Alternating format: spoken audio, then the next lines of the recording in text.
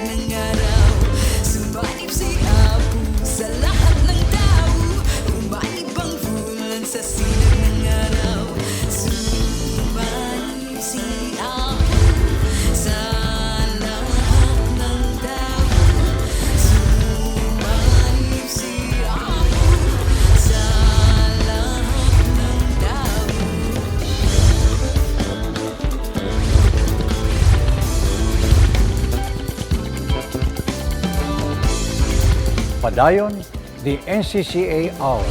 Sulong na.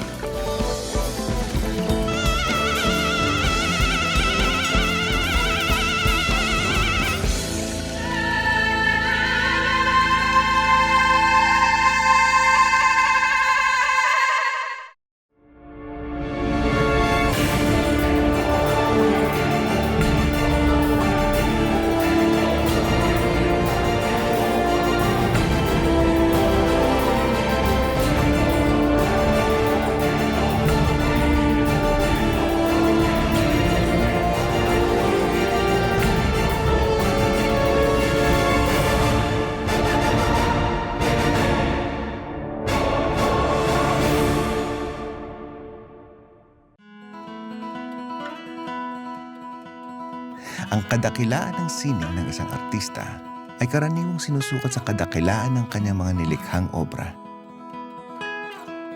Mga obrang ekspresyon ng kanyang kaluluwa, dumadaloy mula sa imahinasyon patungo sa realisasyon at nagluluwal ng panibagong anyo ng katotohanan, kagandahan at kabutihan. Sa kabilang banda, ang tunay na panukat sa kadakilaan ng isang artista ay lumalabas sa kanyang layunin. Ang direksyong kanyang pinipiling tahakin patungo sa mga adhikaing nagbibigay daan sa pagtuklas ng katotohanan at kabutihan ng bawat tao sa pamamagitan ng kanyang sining.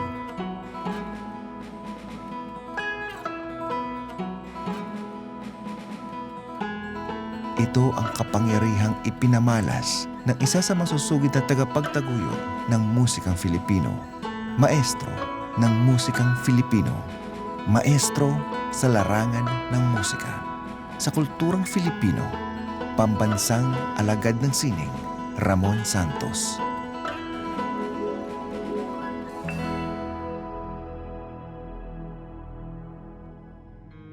Ika-25 ng Pebrero taong 1941, isinilang ang bunso sa 6 na anak na mag-asawang Jose Santos, isang abogado, at ang kanyang may bahay na mga awit at pianista, Amada Pagayon. Si Ramon at ang kanyang mga kapatid ay lumaki sa tahanang kung saan ang musika at iba pang mga sining ay naging malaking impluwensya at bahagi ng kanilang buhay. Pinanganak ako noong 1941. Ang aking mga kinahiligan noon ay yung mag-drawing. 4 years old na ako, ay dinodrawing namin yung mga nagdo-dogfight na mga eroplano ng Hapon at ng Amerika. Kasama ko ang kapatid ko. Gumagawa kami ng comics later on. Pinababasa namin sa mga pinsa namin. Pero nung bata kami, lahat kami ay tinuruan ng lola ko na tumugtog ng piano. Tinuruan kaming mag-solfeggio.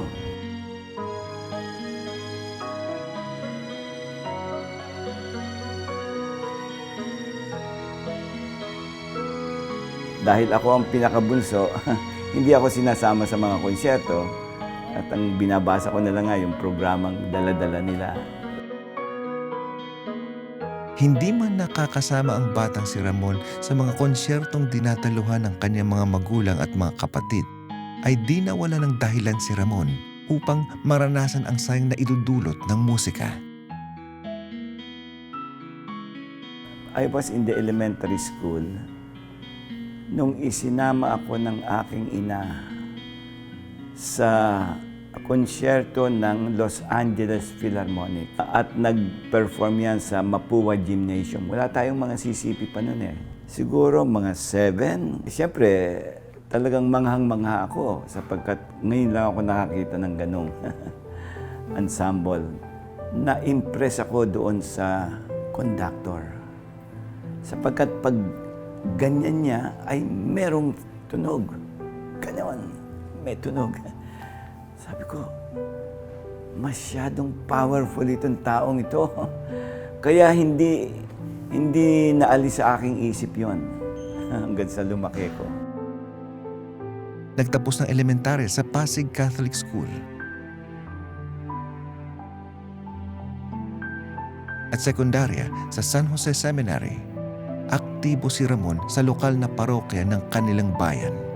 Sa kabila ng kanyang malalim na interes sa musika, ay binalak ni Ramon na pumasok sa seminaryo upang magpare. Nagseminaryo ako, pumunta ako. Magpapare ako noong araw. Nung bata ako, parati kong nagsasakristan eh.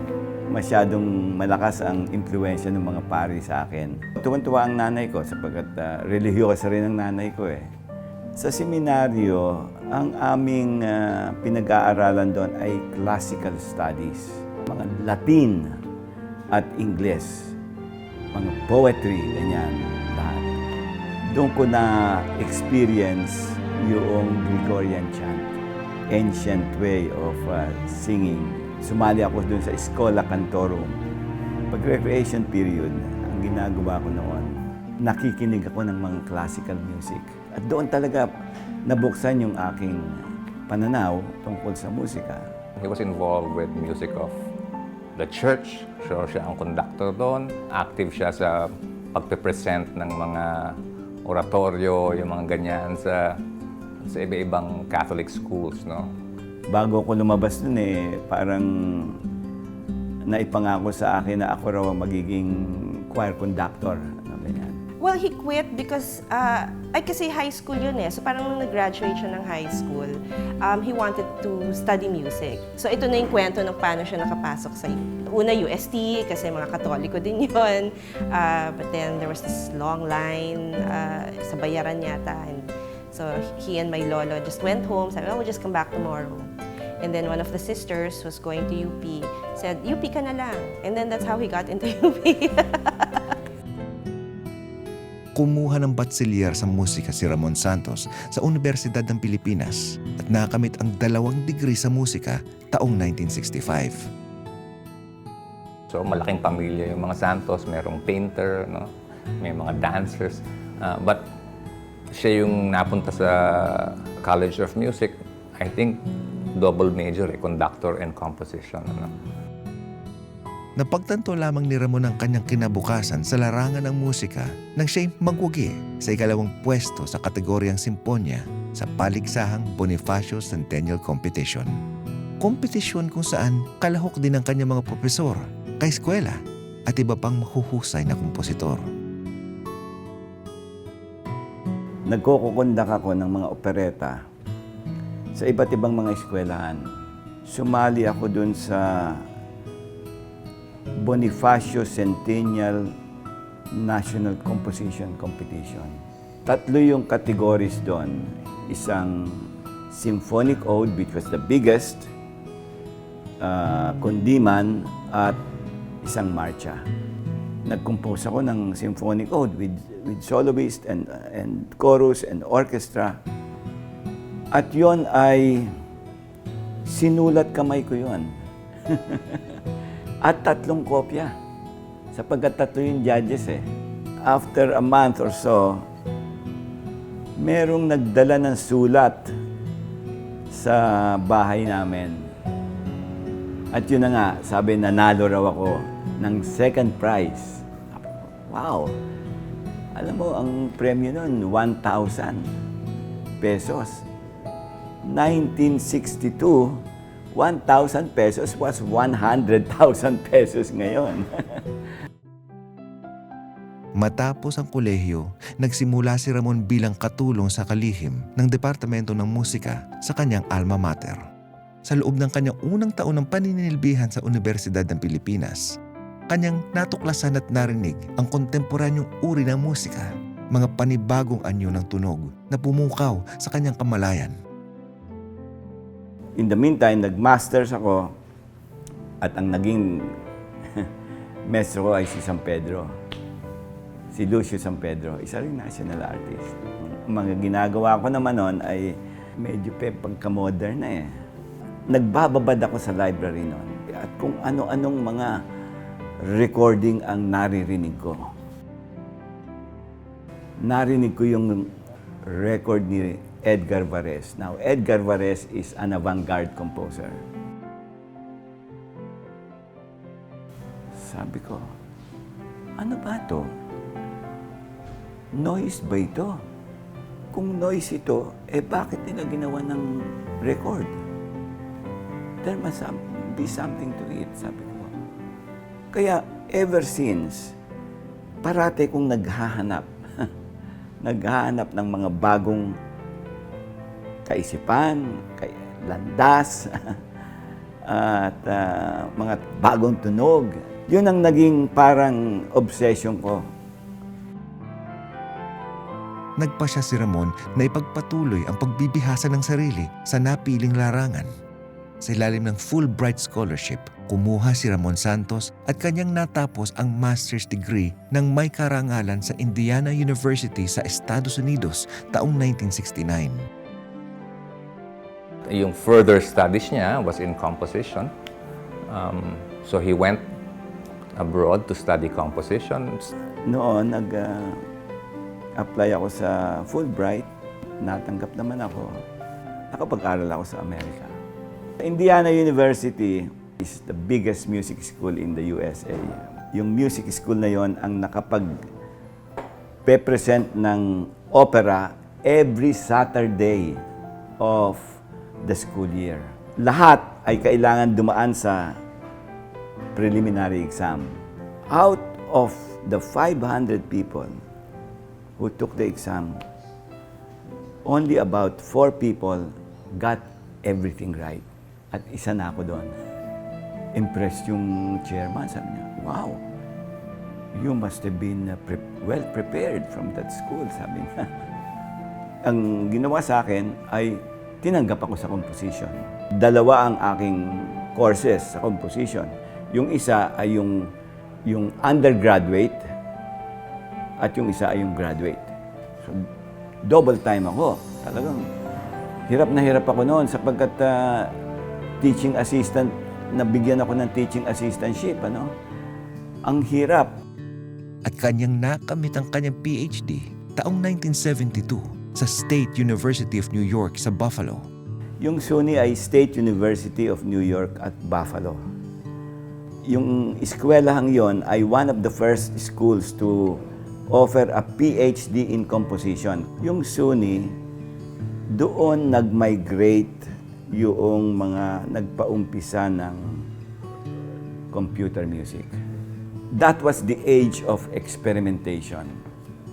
Kung minsan merong yung isa kong kaeskwela gumawa ng music for a vacuum cleaner, tuned to E flat.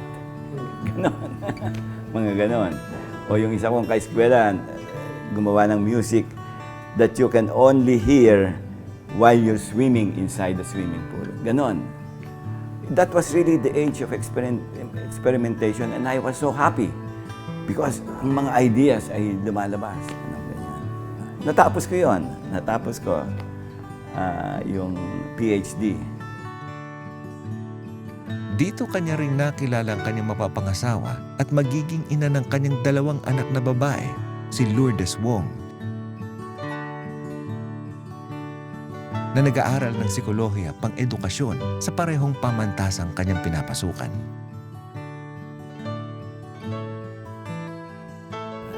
Nahumaling ako sa kanya. And so I proposed. Sabi ko, tinanggap naman niya. Ngayon, kaya lang, sabi niya, alam mo, baka tayo mahirapan eh. Sabi ko, bakit? Yung family niya, family.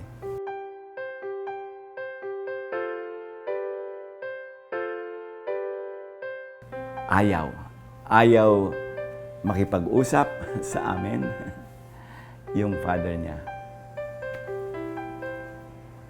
So, bumalik ako, dinisown siya. Yung mga damit niya, talagang tinapon sa ano. So, sumama siya sa akin sa Buffalo.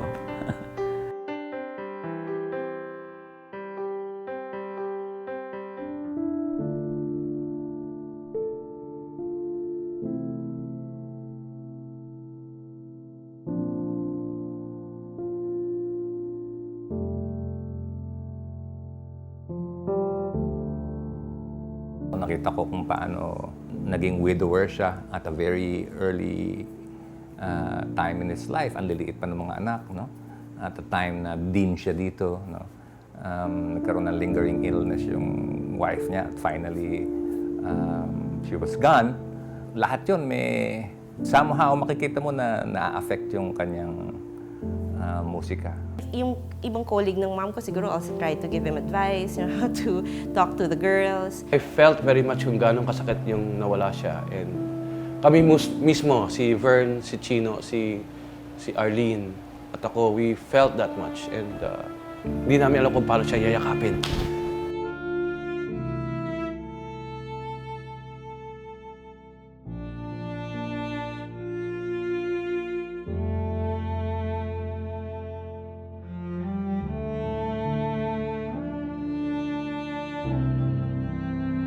Nanumbalik sa Pilipinas, bit-bit ni Ramon Santos ang makabagong estilo at kaalamang pangmusika.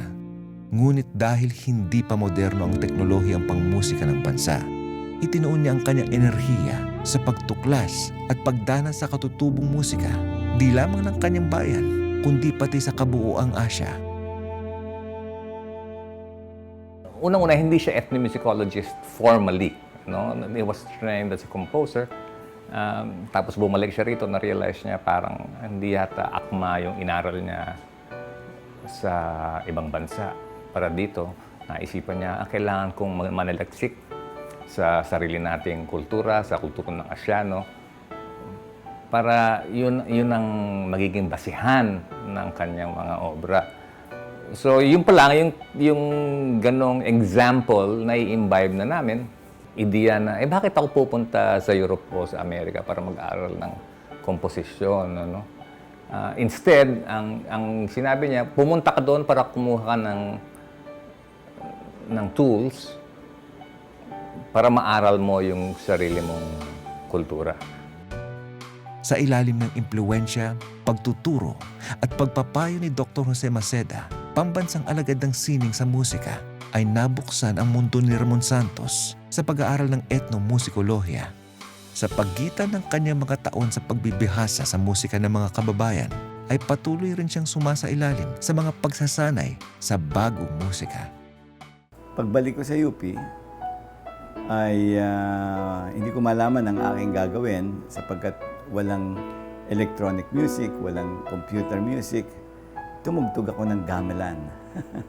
At nag-aral ako ng pipa, yung lute ng mga Incheck, mga Chinese. At every opportunity, he would experience that kind of music. So, nakipag-jamming siya sa mga Chinese musicians sa Ongpin. So, nakikitugtog siya doon. Nag-aral ako ng kulintang, nag-aral ako ng kalinga music. So, na-discover ko na ang dami-dami palang musika. But then he encountered Jose Maceda, another national artist, no? And Maceda was the first ethnomusicologist of the country and the founder of the UP Center for Ethnomusicology. So, nagkaroon ng impact sa kanya yung mga works ni Maceda. Kaya ang mga una kong mga ineksperimento noon, kasi experimental music ang aking natutunan, ay mga musika na makikita mo sa mga katutubong kultura natin.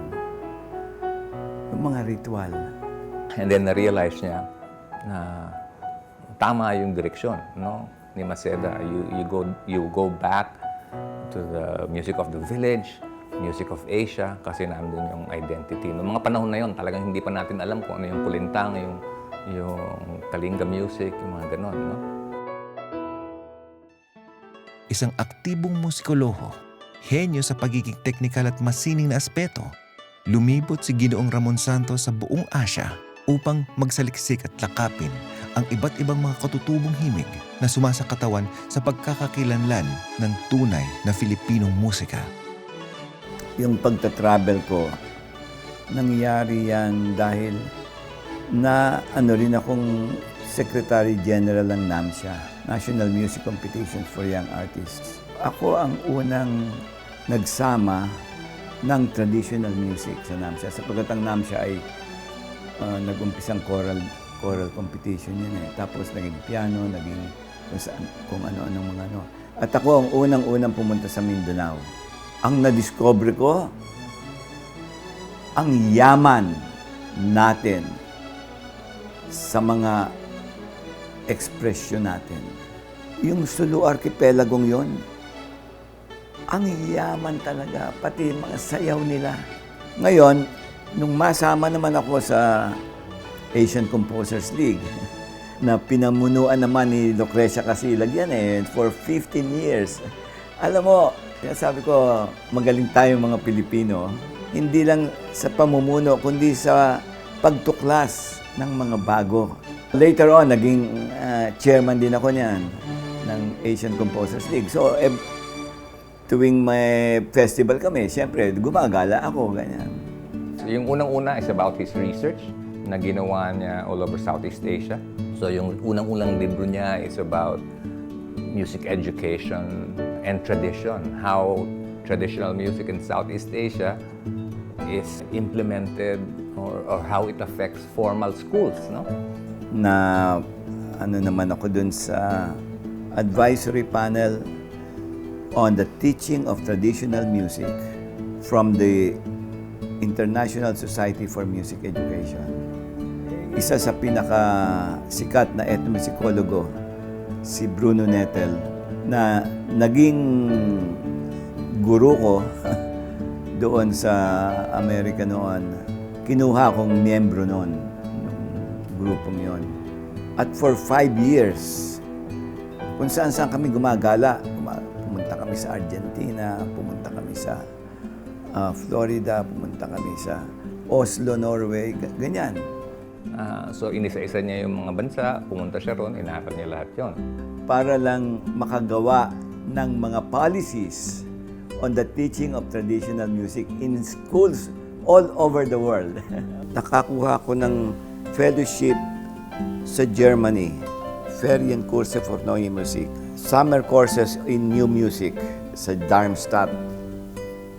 Nag-apply ako and then I even went to Belgium, to the Netherlands, ganyan. So, lahat yon, ang dami kong na-encounter na mga bagong ideas talaga. Yung huling-huli is about modernism in Philippine music. Naka-focus naman sa, basically sa composition.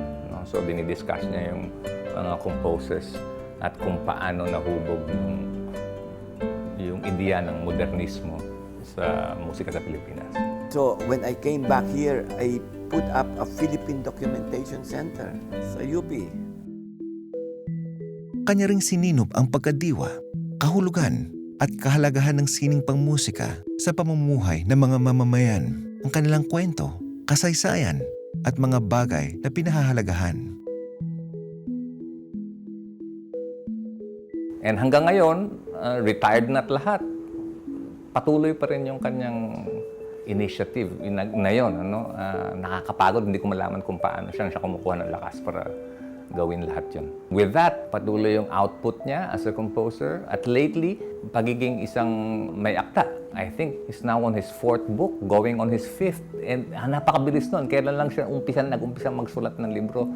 Bago na lang siya mag-retire ata those final years of his career as a professor. Pero sunod-sunod na. Sa paglawak ng kanyang kaalaman tungkol sa sariling bayan, ay lumawak rin ang kanyang komposisyonal na pananaw. Ang mga obrang nilikha, bunga ng matagumpay na pagsasali ng katutubong oryentasyon patungo sa modernong diskurso pangmusika ay siyang refleksyon ng makapangyarihang pagsasanib ng mga himig ng kanluran at silangan. Siya ring larawan ng isang henyo na may malalim na pag-unawa sa unibersalidad ng musikal na lengguwahe. Actually, the best works of Santos, no? And the best in the Philippines, I guess, are his orchestral works. I can name 3 great works, which apparently should be required as a study for every Filipino music student. Unang-una, Parangal kay SW. It was composed and performed in 1977. In fact, it's the first Ramon Santos piece I ever heard in CCP. It's for orchestra with some gamelan instruments and a soloist. Ang very interesting sa akin is Badiw sa Kapuonan. No? Badiw sa Kapuonan is a direct result of his stay in Kabayan, Benguet. Kasi yung Badiw is a song form, is a vocal form in Benguet. No? So yun yung nasa liksik niya, yun yung inaral niya. At yun ang ginawa niyang basihan ng piyesa niya ng Badiw sa Kapuonan. Bagamat ang basihan niya ay yung Badiw, hindi niya tinatransform yung totoong Badiw, kundi ginagamit niyang parang platform yon para makakreate ng bago. The second great orchestral work is Phenomenon. There were 4 pieces yata. Fantastic colors, no? Pero that was a great work, no? But I saw the fulfillment of that in another work called Tinig. Hindi Tinig, there's Tinig for voices. Pero he had a work called Tin-Ig for orchestra. He was writing Tinig. Oh, tignan niyo itong bago kong piyesa. So he explains everything. I was struck with one movement which was like this one. It's like this. Para siyang yung malaking gong na pag pinalo mo, yung vibrations nag-expand, no? Yung orchestra ganon. Parang BAW! It's just one gong and I was so, that's great, sabi ko. And that was Tinig. The other great orchestral work ay ginawa niya nung ako'y nasa Germany, pero narinig ko nung ako'y bumalik na. It's called Lebad. It's for orchestra. It's based on the tausug concept of melodic fragments, melodic structure, Labad. And although this is a written out work, no, it uses the same concept of building up from melodic fragments, no, the understanding of oral tradition in the written form. I like the Daragang Mayon that he did. Kasi may ballet yun eh, and my cousin choreographed the ballet. But the music there, I like. Well, Daragang Magayon is, of course, the story of Magayon, the Mount Mayon, 1985. Si Ulap at si Daragang Magayon. There was a narrator, there was a singer, 2 pianos, and percussion. But it was done in the loading dock of the CCP. So it was experimental. At saka ang pagsayaw ay instead of using the space, ay up and down. Doon ko unang ginamit or unang nagamit ang rondalya as an orchestra. Well, recently, yung tinugtog yung kay Angara, apparently he made this composition during the investiture of the late senator. So recently, pinerform yun sa CCP. I was amazed kasi medyo kinabahan kami because that piece came after the 1812 overture of Tchaikovsky. So sabi ko, ay, paano yan? 1812 is 1812 and it was really done well by the PPO. Sabi ko, naku, pagkatapos noon, yung kay Daddy na. So medyo kinabahan ako. Sabi ko, paano yun? I was amazed. I mean, sabi ko, okay, nawala si 1812. I mean, tama lang sa tamang ganon. So a lot of his work still surprised me. Awit ni Pulaw was, I enjoyed that. To a certain extent, na-involve ako ng konti dun sa, I was there during the 10 shows, I was backstage. And then yung teacher ko nun sa ballet, I was still doing ballet then. Yung teacher ko nun sa ballet, yung gumawa ng unang choreography ng awit ni Pulaw. So I was there during the workshop and then I heard him. Ano yun, yung pag-cast nila. I was there during the process of Pulaw. So I have fond memories of that piece. Sinulat ni Ed Maranan, no? Late Ed Maranan. But I like it kasi specially created for the cherubim and seraphim. No? Yung awit ni Pulaw, ang istorya niyan ay istorya ng isang ilog. Ang tawag ay Pulaw. At istorya ng Diyos na nag-create ng nature, natural surrounding. Pero nalungkot siya. So, ginawa niya ang tao.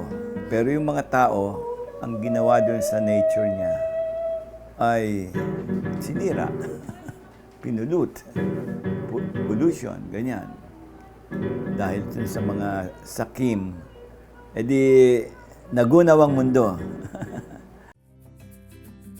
Masugid na guro tagapayo, kanyang iba yung pinalawak ang mundo ng makabagong musika habang nananatiling totoo at nakaugat sa Filipinong danas, patuloy sa pagtuklas at pagtataguyod sa potensyal ng musikang Filipino at potensyal ng mga Filipinong kabataan ng maraming henerasyon.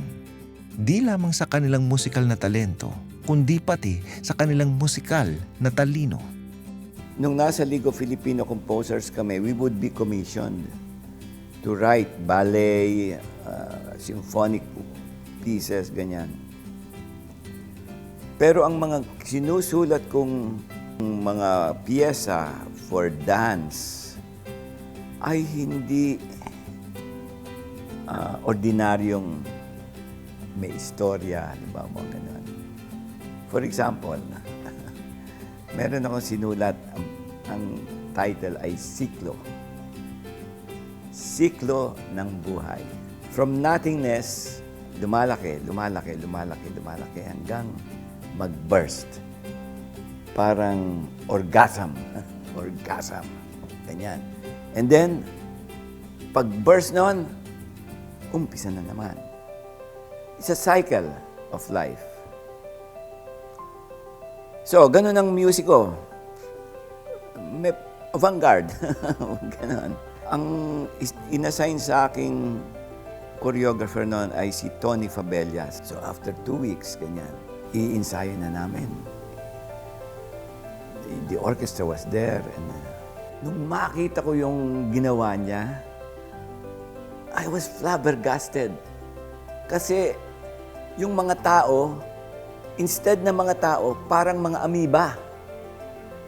Mga amoeba na gumagalaw. Parang mga ganyan. Sabi ko, fantastic. So, you can see yung creativity, no, na namumultiply. Pag inano mo yung another creative person, talagang maganda ang lumalabas eh. At pagkatapos si Badong Bernal pa, yung aking doon, yung set designer. Pero talagang mga matitinik geniuses, I would say, of their craft. Si Dr. Santos bilang isang mentor, siya ang aming takbuhan. Hindi lamang pagdating sa mga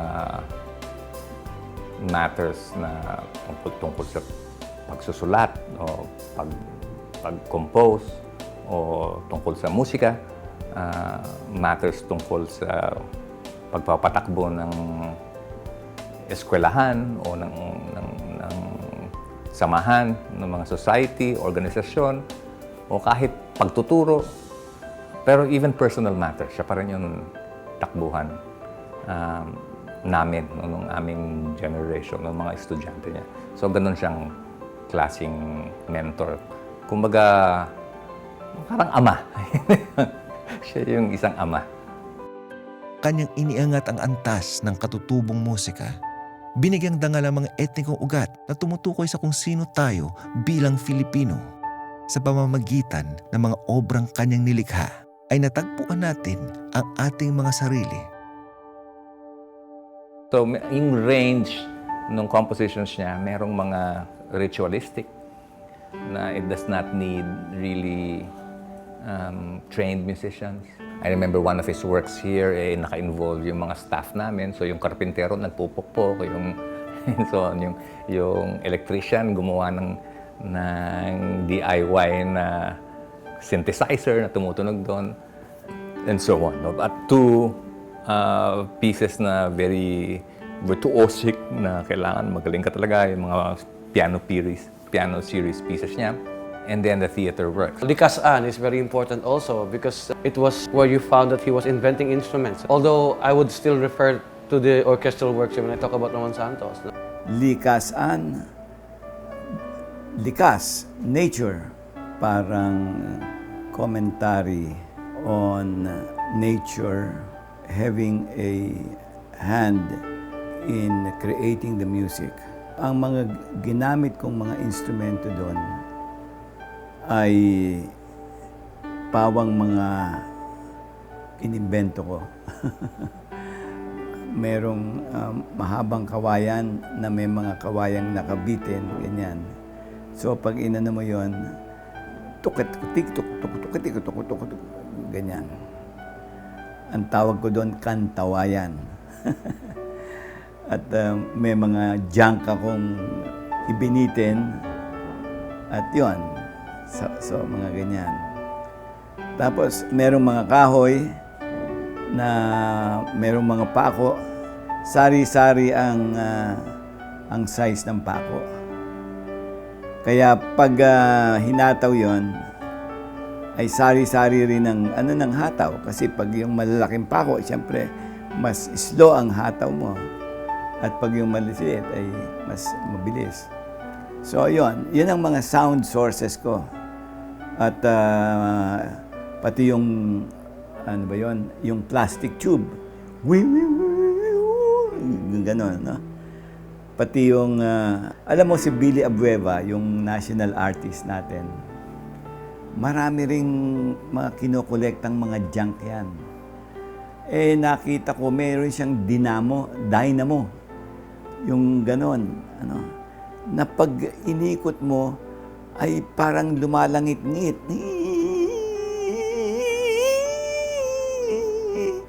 Parang kumakanta. So, ginamit ko rin yun doon sa likasan. At tapos, may mga gamelan gongs. Yun ang nag-set ng time. Ang idea behind that is that all these instruments cannot really be fully controlled.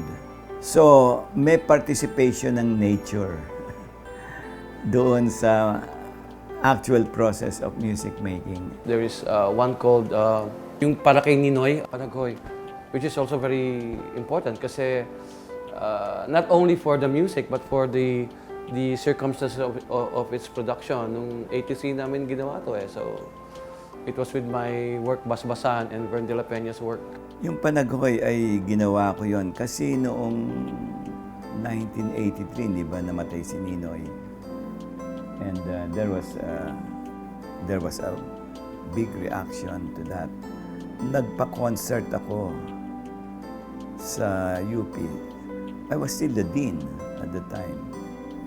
At nagpa-concert ako to honor Benigno Aquino Jr. Parang Panaghoy sa isang bayaning pinaslang. Yun ang full title. On the poetry of Ninoy himself. If there is no God, fine. But what if there is? Parang ganyan. Kasi he wrote that when he was in prison then. Kulintang shows us a different palette for piano music. It's significant for piano music in the Philippines. And apparently, sa akin, it should be studied. It's a Namcha overused work. Pero it's a good work. It's a great work. It has to be analyzed, understood very well, no? Ang idea ko dyan, yung mga gongs, gong ng kulintang. Pero hindi lang yung gong, kundi pati yung behavior ng tumutugtog ay kasama. That's the story behind that. Pero naging lahat tumutugtog nun eh. Ayun na nga, nakita niyo yung ginawa sa Amerika na merong nag-poet, merong sumasayaw at merong nagdo-drawing, parang multimedia piece. Bilang kompositor, konduktor, guro at pinuno, mula sa makabuluhang mga inisyatibo at mga advokasiyang pinangunahan, kanyang ipinamalas ang kanyang pagpapahalaga sa musikang Filipino at masinop na pinag-iingatan sa esensyal na mga kayamanan. Nung patapos na yung aking term as Commissioner for the Arts sa National Commission for Culture and the NCCA, sabi ko, matatapos na yung term natin. Sabi ko, magpa-festival tayo. Anong klaseng festival? How about rondalya? Rondalya. Sapagkat ang rondalya, kahit naman na natin sa Spain yan, ay naging atin na. Iniba natin ang instrumento, ganyan. Kaya noon, 2003 yun eh. Sabi ko dun sa member naming taga Bicol, sabi ko, alam mo, ang Bicol, parating nananalo yan sa NAMSA eh. Sabi ko, dun natin gawin. It was a success.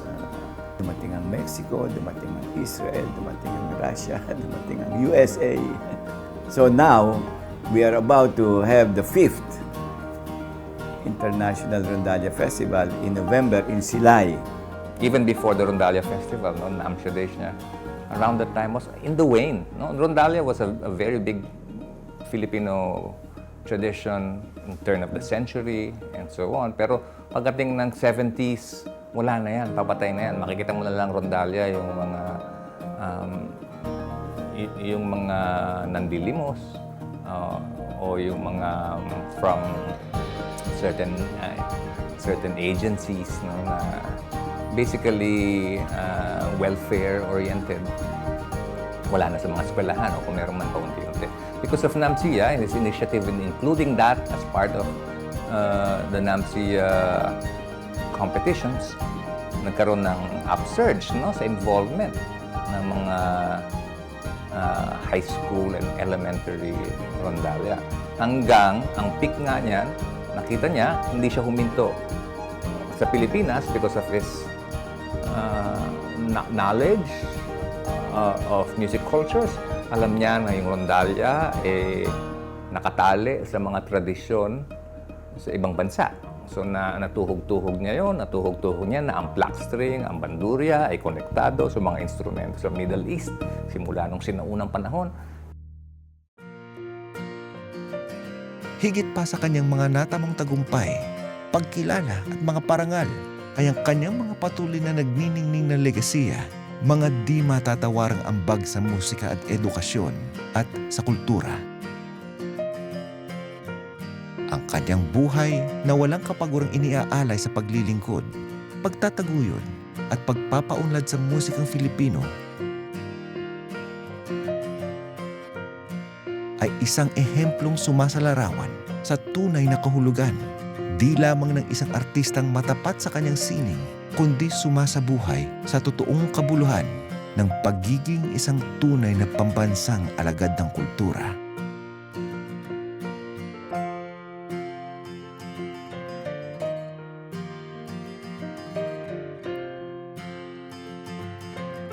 I think the way he foregrounded or gave importance local expressions, that we should understand these local expressions from their point of view. But I think we have to understand first the values, aesthetic values of these expressions before we try experimenting. And that's really, I think, something important that he's imparting in his work as an ethnomusicologist. Although he's recognized as a national artist for music, as a composer, I think I will give more weight on his accomplishment as an intellectual who was able to explain to us, make us understand what Philippine music is, what the story of Philippine music. You know? And when I say that, I don't mean him just conversing with fellow intellectuals on a very scholarly level. Of course, he has done that. You know? But in being able to communicate this with people on the ground, you know, teachers, students, practitioners, rondalia players, band players, and so on. It's really an appreciation of the multifaceted musical practice in the Philippines. Hindi lang nakatuon dun sa art music, you know, but expanded lahat. Yun ang, I think, isa sa pinakamalaking achievements niya. He is able to make us aware of all of that, understand that through his writings, through his lectures, and through his initiatives, no? Through his festivals and concerts and all of that. No? Basta yung buhay ko, inilaan ko sa musika. Nabigyan ako ng award, fine, thank you. Now, meron akong greater responsibility, you know, to promote our culture. Ang kultura kasi talagang hindi mo masusuklian ng kahit anong salapi. Yung kultura kailangan pagyamanin sapagkat yan lang ang natitirang kakanyahan sa atin.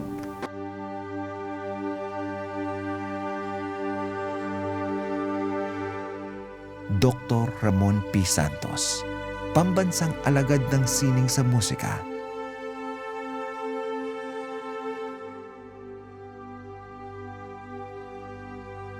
Sagisag Kultura ng Pilipinas.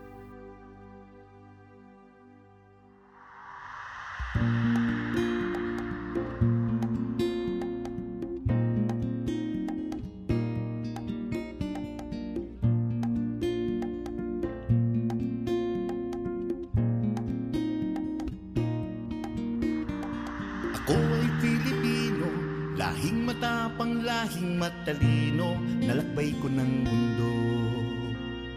Walang unos o bagyo sa aking gugupo, lahi ng matatag. Ako ay Pilipino. Ako ay Pilipino. Ako'y makadiyos. Ako ay Pilipino. Ako'y makatao. Saan man makarating, sino mang makapiling. Aangat ang galing habang buhay. Filipino. Filipino.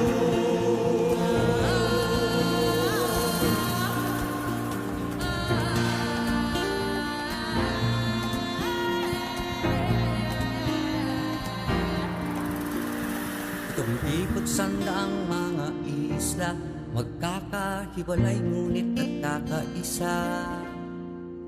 Tahanan ng aming lahi, mga pook na aming nilimiti.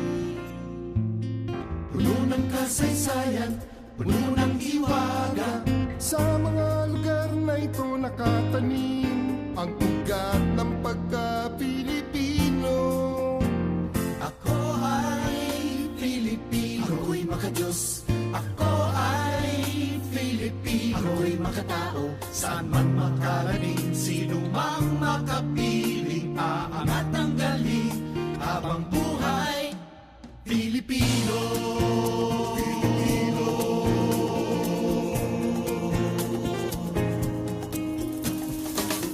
Kami ang lahing kayumanggi mula sa bughaw na langit at dagat. Mula sa pulang animoy dugo, hinalo sa dilaw na araw at bituin. Yan ang kulay ng katatagan, yung kulay ng kagitingan, sigaw. Yan ang Pilipino. Ako ay Pilipino, ako'y makadiyos. Ako ay Pilipino, ako'y makatao. Saan man makaling, sino mang makapiling, aangat ang galing habang buhay Pilipino.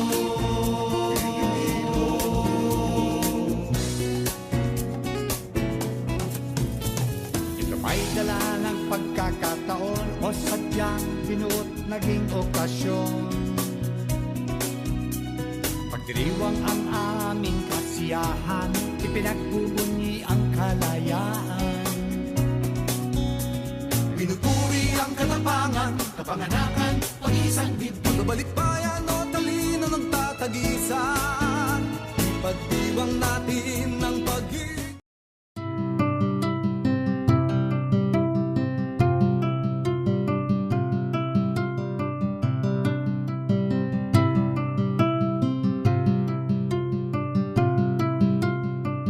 The Filipino year is marked by ritual and tradition.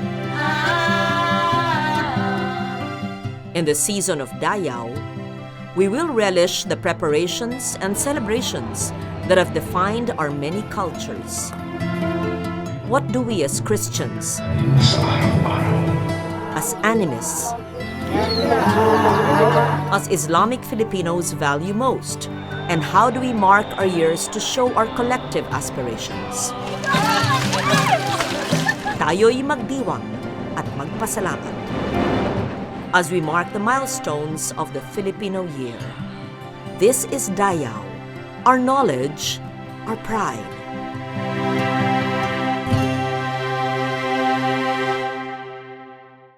After the frenzy of January and the celebrations honoring the Cristo Nazareno and the Santo Niño, Filipino Christendom prepares for the mystery and redemption of Lent. With so many traditions to experience, we focus on the most iconic of these traditions. We focus on the performative aspects of these rituals, the chanting and singing, the drama and the theatrics. But we also find out how these traditions are a backdrop for the folk art and the sensibilities of the devotees. In Cuaresma, the season of pain and redemption, we find a fitting tableau that reflects not only our faith, but our vibrant folk artistry.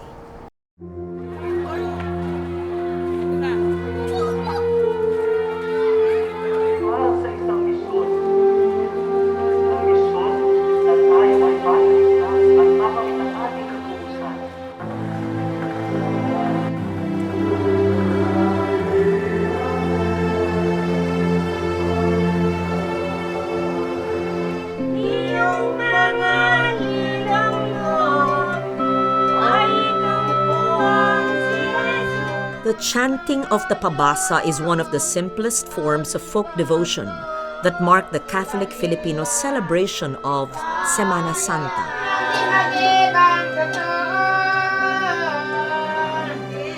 The tradition can be traced to the 16th century, when early forms of the pabasa were introduced by Spanish friars as a means of propagating the faith. The chanting is done by groups as early as Holy Monday and usually ending on Good Friday. On simple makeshift altars or before an assembly of elaborately vested heirloom santos, the pabasa is a community activity where neighbors gather and take turns to chant the Passion of Christ. Ay magkano kaya baga sa aking magiging upa. The most common text used is Gaspar Aquino de Belen's Pasyong Mahal, a poetic narrative tracing the birth, life, and passion of Christ. The lengthy text dates to 1704. Though it is widely regarded as a standard reading for the pabasa activity, the rhythm and style of chanting varies from town to town, from province to province.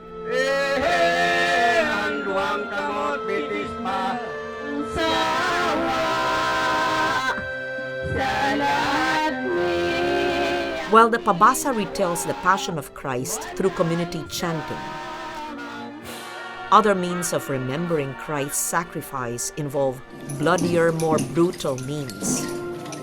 What drives a man to walk barefoot under the summer sun, scourging himself in a literal imitation of Christ? Though unsanctioned by the Church, the practice of the penitencia is still very much alive among the menfolk of lowland Luzon.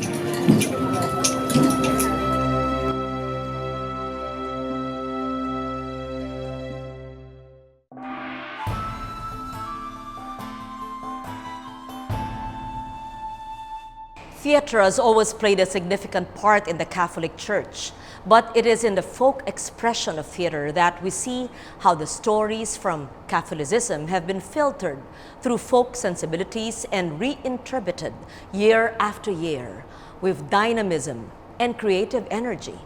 In the Moriones of Marinduque, the story of Longinos is told and retold, costumes and masks and dramatic action, all becoming, with every passing Lent, more and more colorful.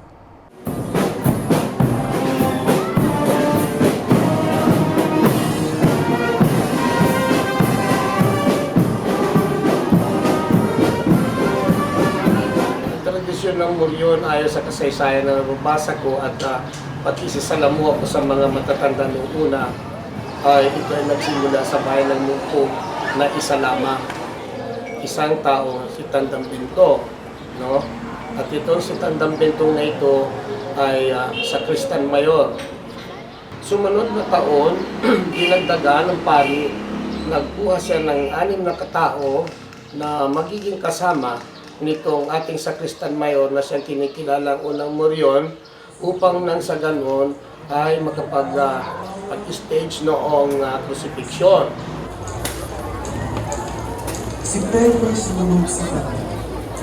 The apocryphal story of Longhino is a basis of the Moriones in Mogpog, Marinduque. Blind in one eye, he pierced the side of Christ, and the blood that spurted restored his vision.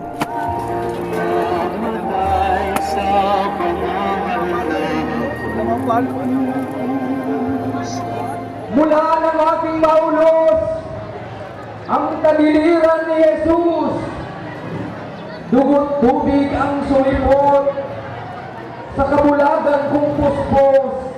Converted, he was prosecuted by his fellow centurions and then beheaded. In Mogpog, the story is told and retold in the town streets every Holy Week.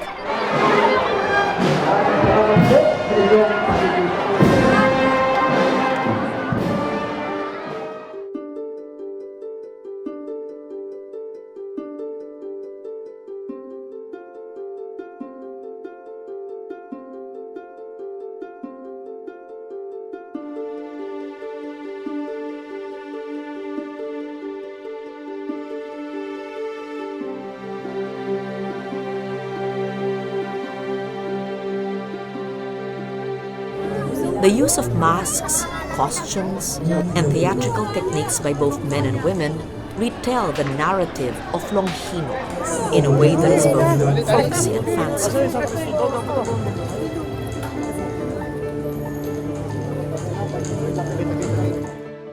For many, their participation in the yearly ritual is a panata, a pledge and prayer that grows yearly as both tourism and commerce color their devotion. Bilang panata sa sarili, meron tayong kanya-kanyang penitensya na dinadala sa ating buhay.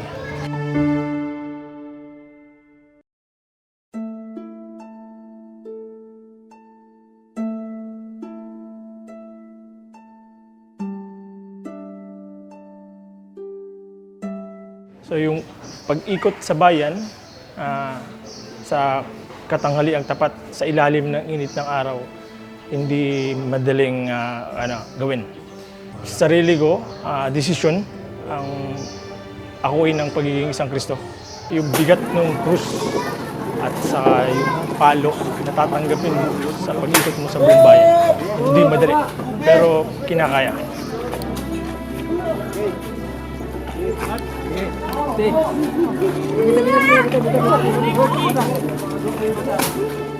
Through the many voices we've gathered, we see a tradition that is ever-changing. Symbols that are being embellished, sensibilities that are tested. Listen to the many voices of the Moriones as they weave into the story of Longhino their own stories. Nagsimula akong nagmoryon ay 1976 dahil munti na ako nakawi ng magnanakaw ng bata. Kaya yung nanay ko isang moryon din, pinintensya niya ako, pinagmoryon niya ako ng ganong edad. Ay hanggang siya namatay na, kasi sa kasalukuyan, tinuloy-tuloy ko hanggang ngayon yung pagmumoryon. Nasanay na ako pagka nabigay ako ng lakas ng katawan sa trabaho. Kaya sa Holy Week, na-absent na ako niyan, uwi na ako, magmoryon ako. Ako po yung mga 5 years old po na mag-start po magmoryon. Bakit mo naman nagustuhan mag-moryon? Kasi po gusto ko po ma-experience ang pamamanata ng pagiging moryon. Alam mo na ba yun? Yung 5 years old ka, alam mo na yung pamamanata? Anong pagkakaintindi mo sa pamamanata? Yung vinavow po ang pagiging moryon. Yung parang nagsasacrifice po para po sa pagmumoryon. The iconic masks have undergone many transformations. The carving, finishing, and embellishment of these masks tell the story of an evolving tradition.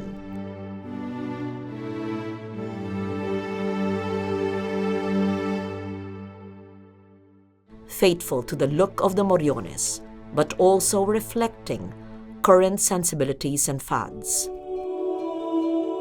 Ang kahoy na ginagamit ko ay santol at saka takdap. Tapos yung pilikmata niya na yung mga buhok ng tao yan. Pag nag-umpisa ka, kailangang patuyo mo siya. Pag natuyo na siya, isasander mo siya. Tapos yun, pag sander ulit, masilya na naman. Pag nalihan na siya ulit, sander na, ready to paint na siya. Kailangan tuyo yung kahoy para hindi bumitaw yung pintura. Ganun. Pag napintura na siya, mga 1 day, pwede na siya yung kabitan ng kompletong accessories.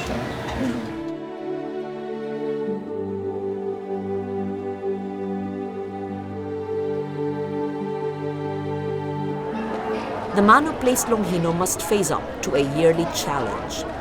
He takes on a role that is reflective of his own panata. But he must also represent a tradition to an outside world that now sees an exercise of folk faith as a spectacle, a tourist attraction.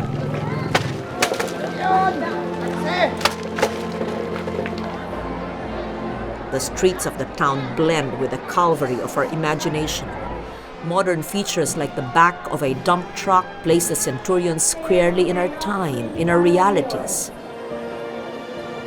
The image of an executed man unceremoniously dumped onto a truck resonates with realities all over the world and brings the Moriones of Marinduque into the painful present.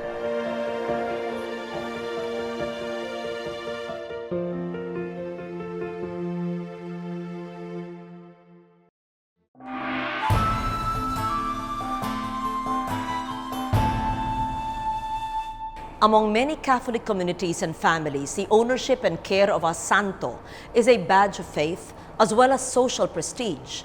But for many young Filipinos who have taken an interest in santos, the care of an image is a modern-day panata, a form of prayer that is just as much an act of faith in the Filipino sculptor and vestment maker as it is a pledge to the divine.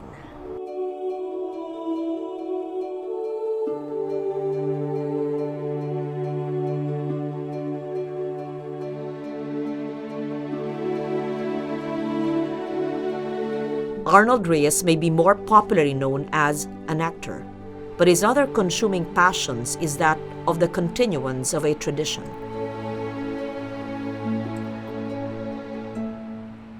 His atelier specializes in the design and handcrafting of the heavily embroidered vestments of saints.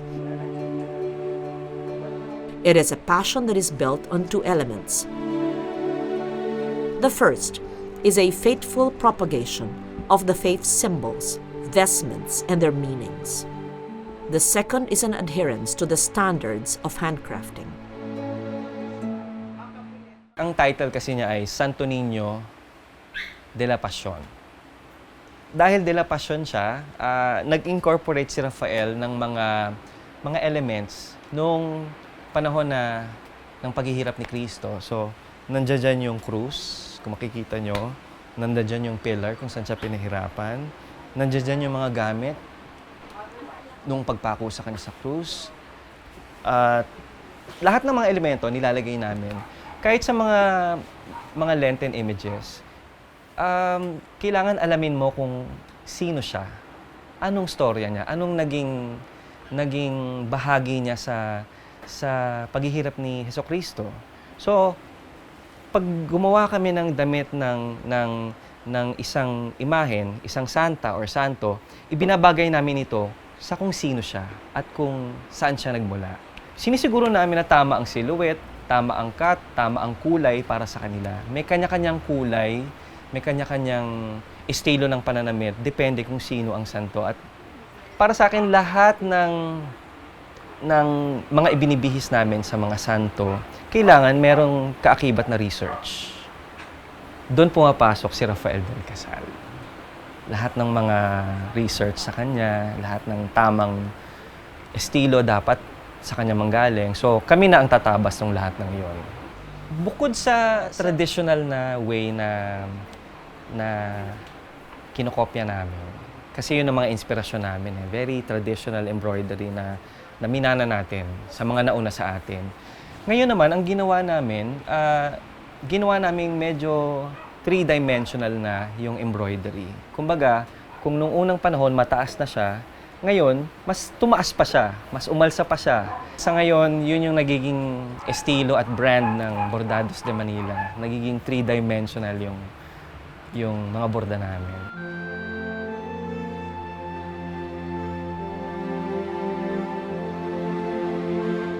The maintenance of a santo may seem an antiquated pursuit to some, but for many young Filipinos, there is an artistic and spiritual fulfillment that comes with the pursuit. As early as siguro mga super bata pa, yung lola ko sa Hagunoy, Bulacan, importante na for a family, especially back in those days na pag kami mga special events, like for example, like Christmas, New Year, and of course, Holy Week, it's imperative, that as a family, that we go there. Tapos, isa sa pinaka very, very rich tradition in devotion ay yung procession ng Holy Week, which is the Semana Santa procession. I can vividly remember na yung lola ko would call everybody from the titos, titas, and all of my cousins, we would, gather around the terrace. Tapos every time na dumadaan yung mga santos, like for example, you have the Mater Dolorosa or the Weeping Virgin, you have the Santo Entierro, which is the dead body of Christ, or the beloved apostle, which is Saint John. Pag dumadaan yun, nag-explain yung lola ko kung ano yung relevance niya dun sa Semana Santa or dun sa Passion and Death of Jesus Christ. From then on, everybody would be seeing all of these santos, lifelike, life-size, around, ranging from 4.5 feet to 5 feet, sometimes 6 feet pa siya.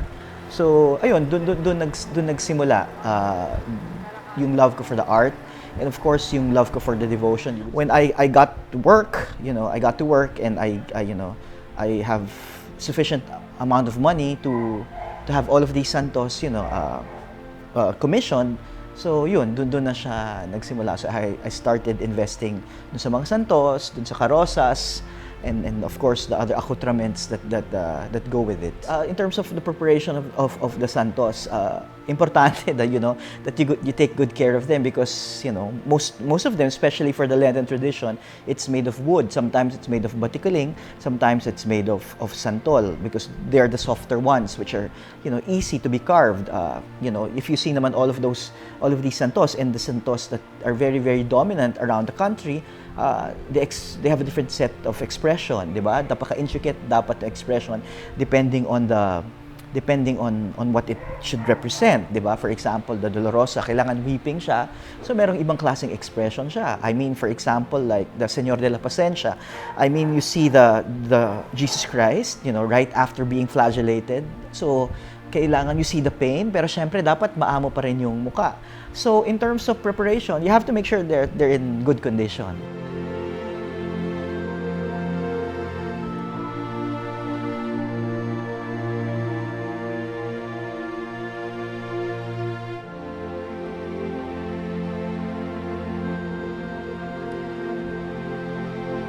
This is Saint Cecilia, patron siya ng mga musician.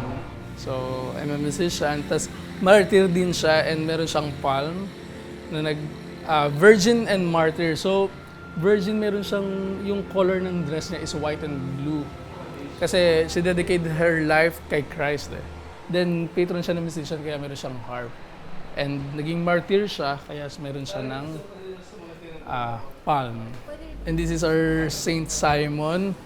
Meron siyang lagari kasi he is martyred na ginamit yung So parang the very reason kung bakit siya may red is sign of martyrdom. This is the crowning of thorns. Yung nilagyan siya yung pinaupo siya, tapos nilagyan siya ng crown of thorns. We used to call him Señor de la Pacencia. Señor de la Pacencia. In the Filipino term is poong Jesus na mapagtiis dahil sa mga tiniis niyang sakit. This is from Paete, Laguna. Siya yung Nuestra Señora de Alegría. Siya yung ginagamit during Easter, yung sumasalubong kay Christ, yung sa risen Christ. This is Santo Niño Jesus de Pasión.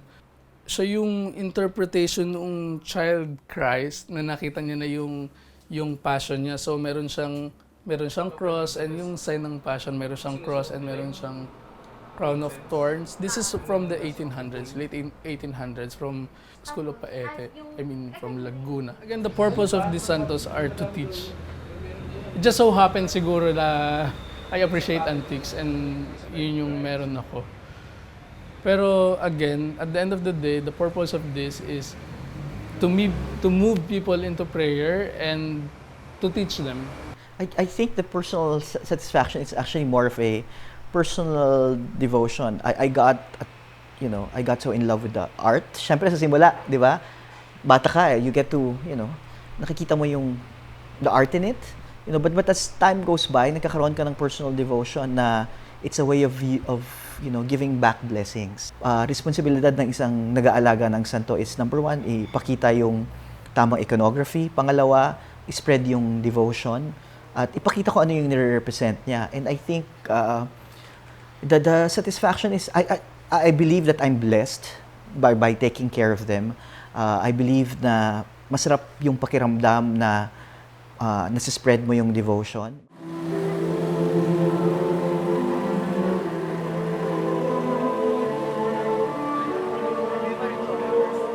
In the processions that mark Semana Santa, we see how all the applied arts attendant to the caring of santos come together to create a vivid tableau.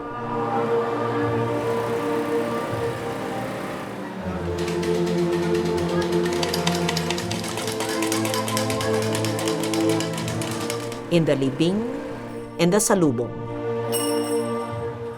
the images are no longer just beautifully crafted objects embellished in worldly finery, in jewels, and gold thread.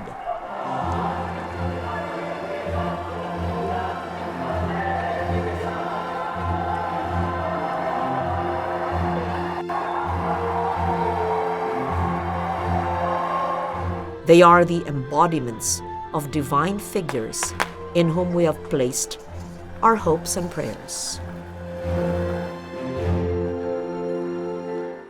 In many of our traditions, especially during Holy Week or Cuaresma, we combine chanting with poetry, with dance and visual arts and so on.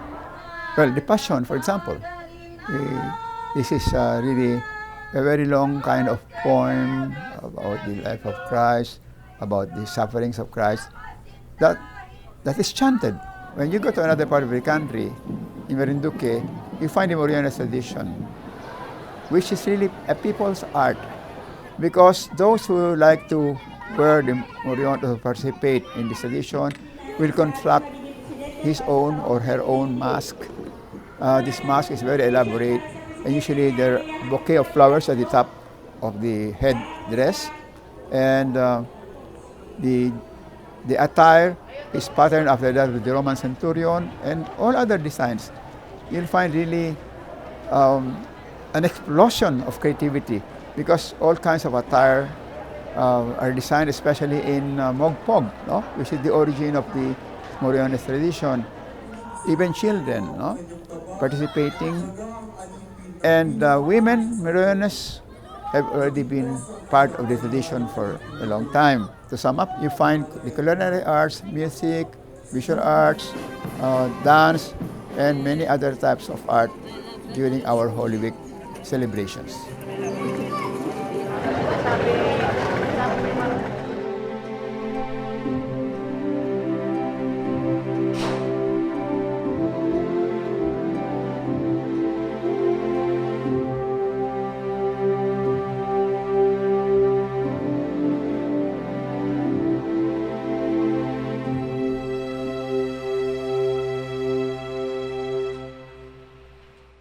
No matter what you believe in or whom you pray to, you cannot deny that the folk traditions of Cuaresma reflect a form of spirituality that celebrates art and expression. In a chantory tableau, in a mask, or an embroidered vestment, so much of the folk artist's ability is expressed and revealed. Sometimes it reaches the heights of refinement. At other times, it resounds with a gutsy power of visceral expression. And no matter how you see these traditions, there is no denying that they live on, that with every passing Cuaresma, there is an added dynamism. None of these traditions remain static. They grow. With each season of grace and redemption, what do we really see? The divine manifested most gracefully in Dayaw, our knowledge, our pride.